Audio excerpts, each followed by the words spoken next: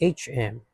Actually guys, yung tinatanong niya dyan na how much is ito yon, yung pinakabago natin na Scourge AMK Pro Series. Yung pinakabago natin na yan, na Scourge na yan, is 4,500 pataas ang pinaka-SRP niyan. Ayan yan yung pinaka-box niya. Pricey talaga yan. Why? Kasi unang-una, may bakal yan. May mga die-cast parts na yan. Pangalawa, mas maganda yung paint job niyan compared dito sa nauna nilang version na Scourge. Tingnan nyo yung difference niya, di ba?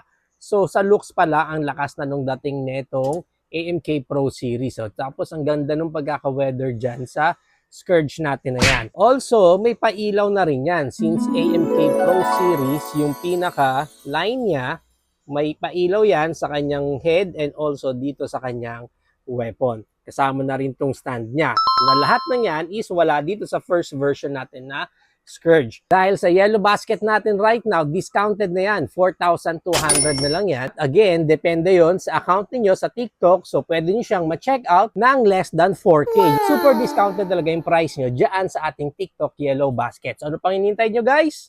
Check out nyo na yan sa ating TikTok yellow basket. Astig yung Scourge na yan.